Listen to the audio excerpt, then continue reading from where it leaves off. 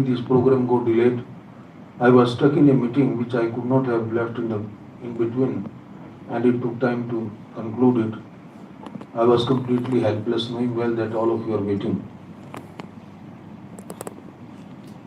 My brother Justice Viswanathan has very eloquently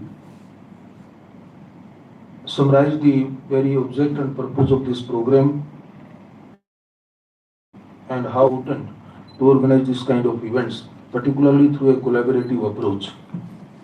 I therefore feel pleasure to be here with all of you for this inaugural of the CLIA Millat Research Mentoring Program 2026. There are some moments in the life of an institution that come to mean for more than the program itself. It begins to reflect a larger confidence in the young scholars, in the value of sustained research, and in the ability of serious ideas to influence society in a meaningful way. To my mind, this program represents one such moment. It is a commitment to encouraging inquiry, strengthening scholarship, and supporting a generation of students who will contribute to legal thought, public institutions, and the development of the law in the years ahead.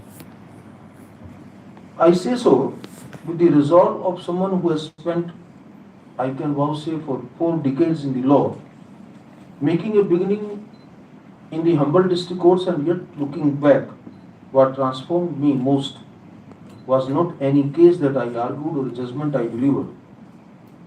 It was, in fact, the patience of all those who taught me to think honestly about what the law is truly for.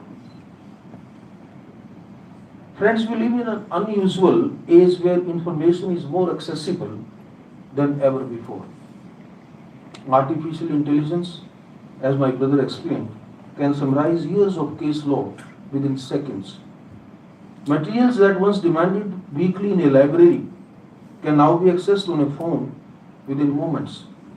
And yet, despite all this access, one cannot help but feel that genuine scholarship is becoming increasingly rare. Please don't mind it. We are surrounded by more information, but not always by deeper or innovative thinking. Despite its dynamic nature, research in its truest sense remains an act of faith. It is the belief that a question honestly asked and candidly pursued can change the way an institution thinks or the way a judge understands the human being standing before him. Every meaningful legal reform in our history began not in parliament, not even in a courtroom, but in the mind of a scholar willing to ask an uncomfortable question and pursue it with rigor. I believe this is the grand tradition that today's program asks you all to join, and it is not a small thing. At the heart of this program, and indeed the entire vocation of law, lies the value of mentorship. I want to speak about it, not just as a pedagogical technique, but more as a civilizational value. In our tradition, we have always understood that knowledge cannot simply be transferred, it must be received.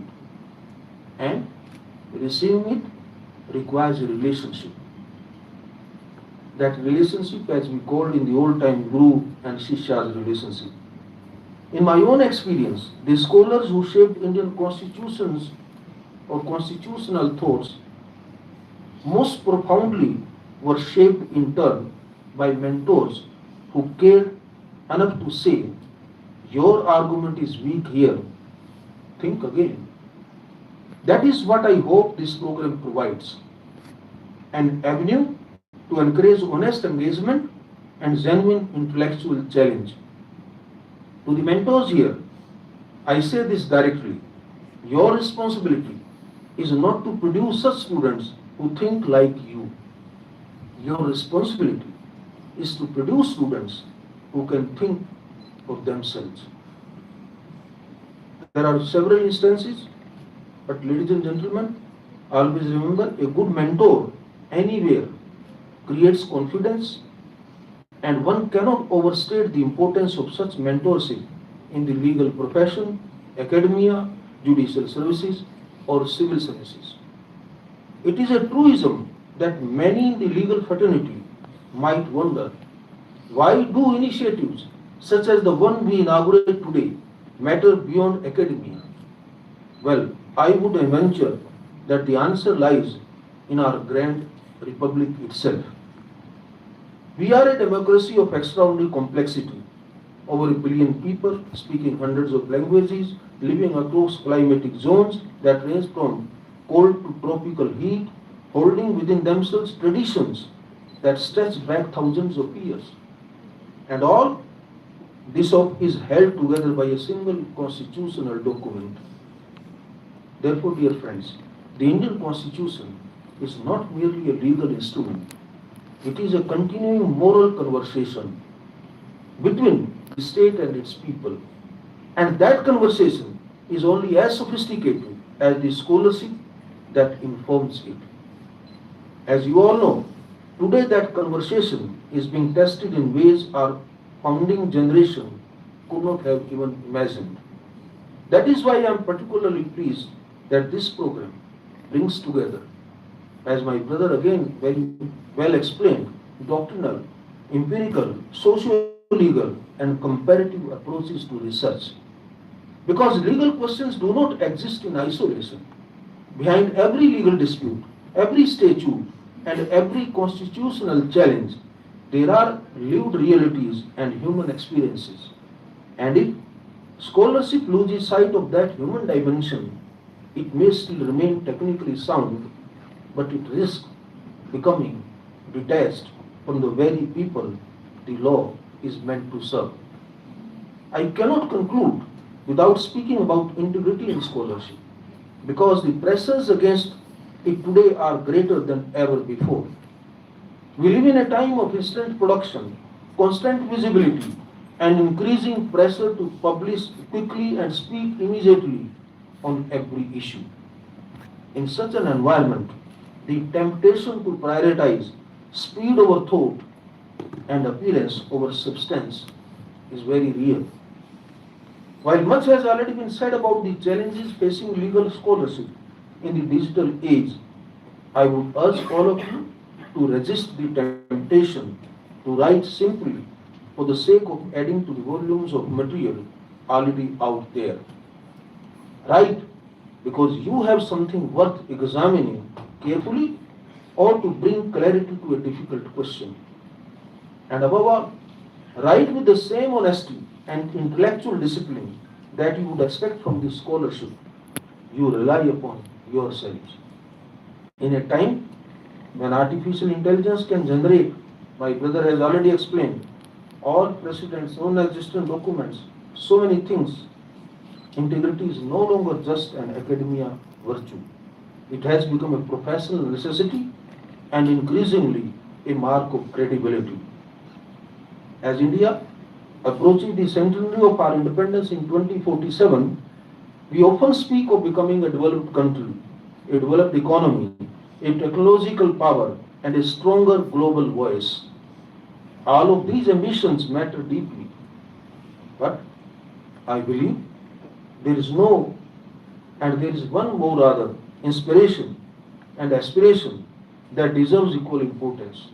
And that is the aspiration to become a center of intellectual literacy. A nation that can sustain excellent legal scholarship, that can produce thinkers capable of shaping how the world thinks about justice, rights, and governance, is a nation that has truly come to age.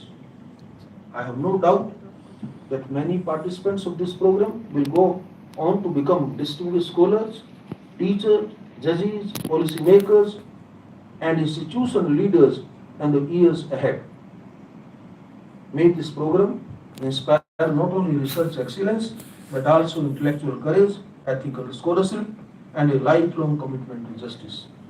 I congratulate the Indian Law Institute, the Commonwealth Legal Education Institute, Association and Millet, and every member of the organizing team for the care and vision they have brought to this initiative. My all the best wishes to all the young participants. I am quite sure and absolutely confident that you will learn a lot, deliberate, discuss, and ultimately will reach some scholarly conclusions.